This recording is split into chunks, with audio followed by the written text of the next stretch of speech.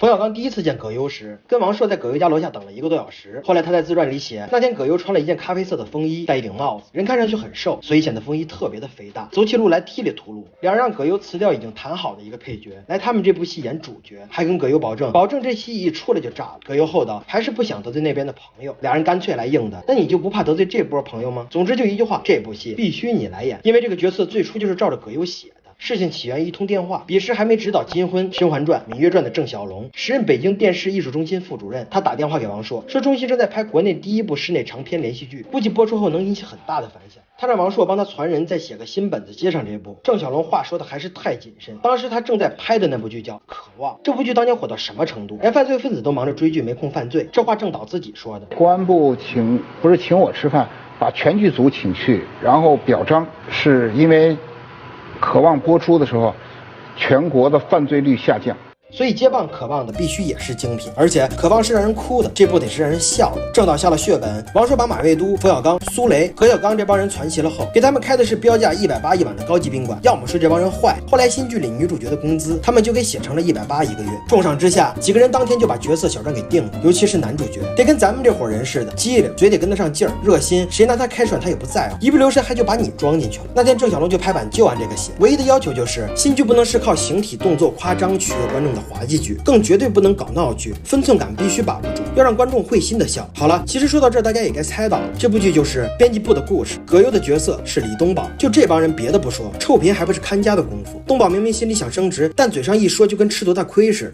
我能看着这一老一少俩富的人家手拉手了走向险象横生的仕途，袖手旁观吗？我是那种人吗？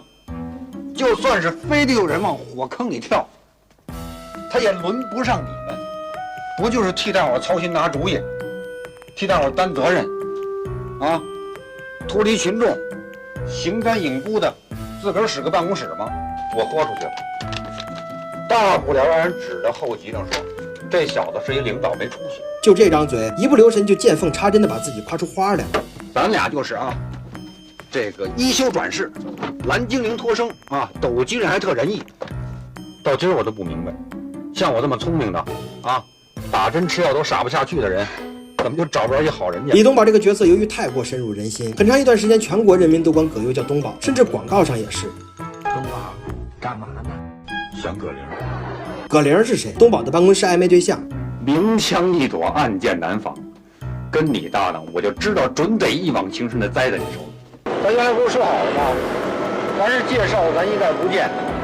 傍着家当大男大女，过了40都找不着一佣人，再捏着鼻子登记。我的事儿谁当家呀？你的事是你当家，这不就结了？可是皇军要当你的家。两人的关系全编辑部都知道，东宝也不藏着掖着，叫人家来商量竞选。谈情说爱为主，图谋篡位为辅。你吵谁不是眼，我给他小鞋穿。你要怕我得势之后滥杀无辜，控制不了我，你干脆就给我拜天地成亲。咱俩名正言顺的开夫妻店。乍一听是元世祖念叠词，一通胡逼咧咧，但请注意，东宝这个角色绝不只是会好吃懒做的臭贫。编辑部的6个人角色乍一看性格六花齐放，但其实高度统一。编剧在写的时候就定了调子，6个人都是苦孩子出身，哪怕现在识文断字了，对老百姓的喜怒哀乐也都门清。买盒烟也且琢磨呢，得跟劳动人民一个鼻孔出气。我之前就说过，王朔这帮人笔下的油腔滑调，并非简单的口腔快感，而是一种对现有价值观的极度蔑视。编辑部的故事单元剧的模式，最适合他们对所有不满的事儿挨个点炮。第6集，骗子明目张胆骗到编辑部来，几个神侃突然没了词儿，为什么？就是说，你是个职业骗子。不少人这么说我，但我自个儿不这么认为。在我们老家，像我这种人，被当作能人。第13集，黑心厂商被当场揭穿了，还振振有词，有本事你把所有人都抓了去啊！都黑着心搞，我不黑心我就得倒霉。第16集，作家嘴快把自己底儿透出去了，落个两面不是人。教训1，不能随便当人老师。教训2，永远不能把真相透露出去。当个小人呐，真快活。编辑部的故事笑声的轻佻海浪下，冲击的全是现实中最坚硬的礁石，而这些现实问题即便放在当下也毫不过时。想想看他们在讨论什么。我最震惊的就是第22集，一部92年的电视剧居然已经在讨论人工智能了。都被智能机器代替以后，人干什么？嗨，人吃饱就待着呗，那还不好？啊，就剩吃喝玩乐了。差不多，不过也得防着计算机这个电脑失灵打个架，搞点破坏什么的。他们讨论过男女平等，那时候就有意识警惕矫枉过正。哪个庙里也有屈死的鬼，何况妇女呢？解放中国容易，解放中国妇女那道儿长着呢。你以为培养了几个妻管严就完事大吉了？牛子姐，不能说把我们压大山底下，你们才算翻身吧？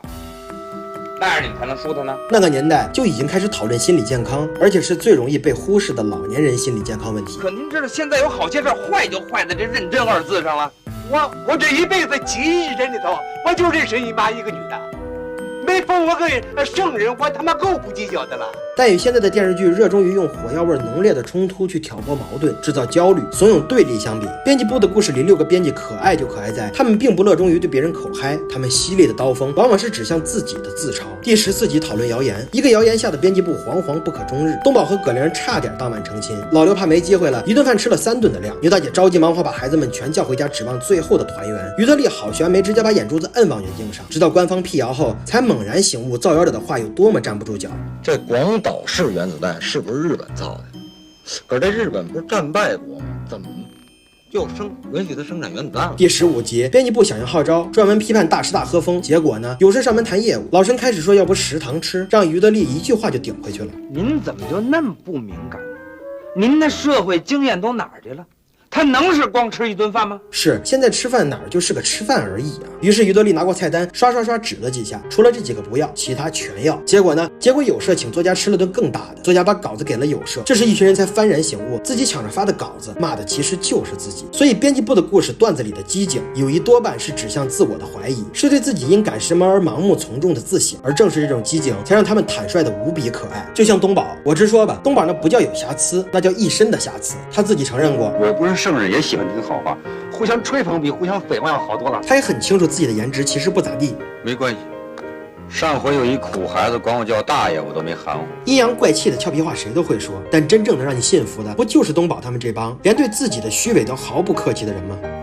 知识分子啊，不拿钱戳着，永远也得不到别人的尊重。裸体一旦成为艺术，便是最圣洁的，道德一旦沦为虚伪，便是最下流。所以我为啥3部5长老觉得以前的电视剧好看？说回到最初郑晓龙给王朔他们下的任务，编辑部的故事只能是喜剧，不能是闹剧，就是因为现在好像闹剧远多于真正的喜剧，越来越疲于单纯耍嘴皮子的玩笑，越来越亢奋于张牙舞爪的扯头花，越来越精湛于远离人间微细飘渺。可失去的是什么？是东宝他们发自肺腑的热忱和勇敢。我之前说过，王朔也好，早期的冯小刚也罢，他们的语言笑料中影影绰绰是带着一丝悲凉感。这种悲凉的起源是在他们看来，过去梦是重生着的，但未来理想恐怕是荒芜的。就像编辑部的故事，每一集都是开放式结尾，唯独有一集干脆给出了答案。为了两边吃喝多赚稿费，一稿多投的作家被老陈说的羞愧难当，保证会改。葛玲问东宝，老陈说的这些作家真的能做到吗？东宝端着茶杯琢磨了一会儿， No。